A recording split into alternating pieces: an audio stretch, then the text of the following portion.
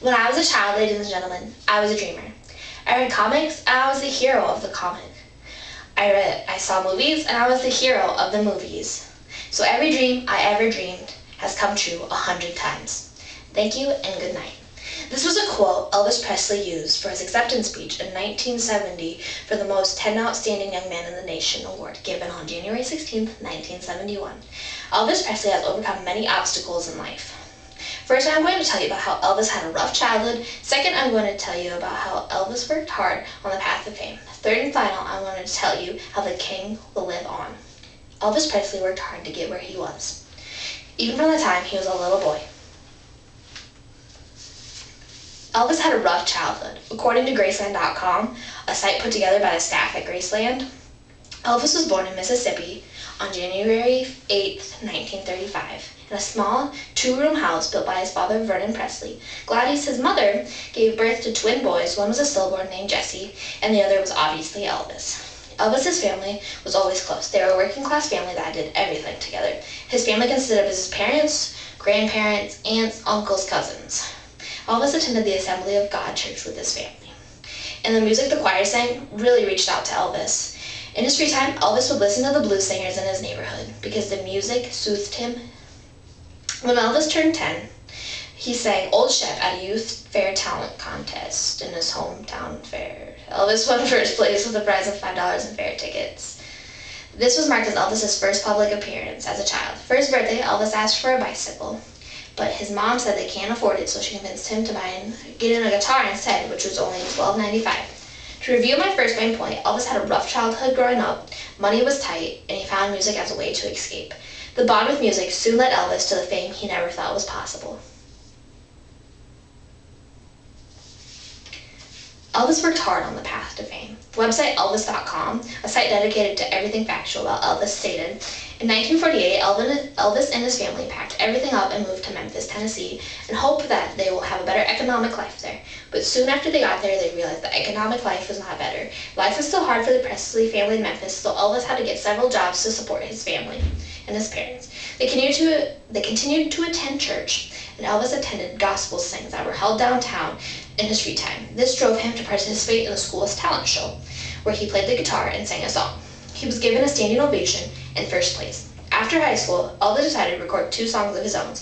The songs were My Happiness and That's Where Your Heartache Begins, only for the cost of $4. He soon turned these 2 songs into a birthday present for his mom.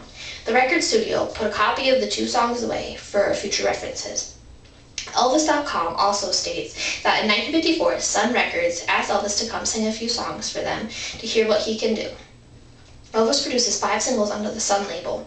While performing on the Louisiana Hayride radio show, Elvis was offered a side deal for 52 Saturday performances, thus making Elvis even more popular. In 1955, Elvis was accepted on the Arthur Godfrey's Talent Show, which was a network television show. This attracted many young women to him. They found him unusual, with a sexy style, good looks, and tempting moves. In 1956, just 2 days after his 21st birthday, he got a contract with RCA. He soon began to record his first biggest hit, Heartbreak Hotel. The second reason I am celebrating Elvis is because he worked hard on his path to fame. The steps leading up to fame may take a lot of hard work, but Elvis proved to be well worth it. After all of his hard work, Elvis paid off and is still one of the most famous musicians today. Biography.com, recently edited in 2014, states, later on in his fame, Elvis got married in 1967 to Priscilla. A year later, they had a daughter named Lisa Marie. Within the early 1970s, their marriage began to fall apart. Elvis found himself dealing with rapid weight gain and a prescription drug addiction. The divorce between the two was finalized in 1973. Priscilla got full custody of Lisa Marie. This caused Elvis to lose it. He was soon hospitalized for drug-related health problems. On August 16, 1977, Elvis died of heart failure at the age of 42. He was buried next to his parents and his grandma at the Graceland home. Biography.com also stated Elvis helped popularize rock and roll. He was given the nickname of the King of Rock and Roll. In an overall look at his career, Elvis had 18 #1 singles, as well as countless gold and platinum albums. He was one of the first to be inducted into the Rock and Roll Hall of Fame. He was also recognized for country, rock, and gospel as well. By 2001, he was also inducted to the Rock and Roll Hall of Fame and the Gospel Hall of Fame and the Country Hall of Fame.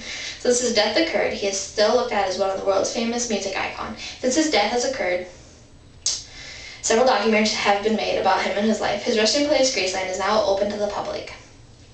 People can tour the house and visit his grave.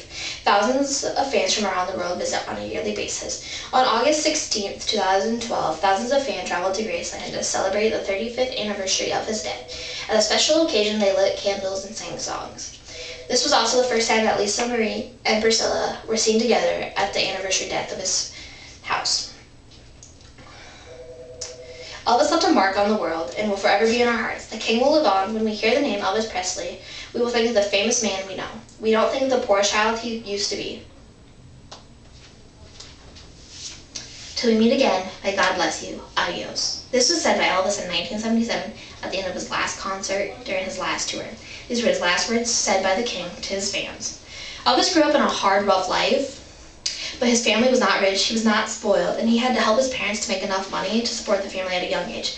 Elvis Aaron Presley is the perfect example of how you have to work it to get what you want. Elvis Presley has overcome many obstacles in life. Elvis had a rough childhood, worked hard at what he wanted on the path of fame, and the king lives on.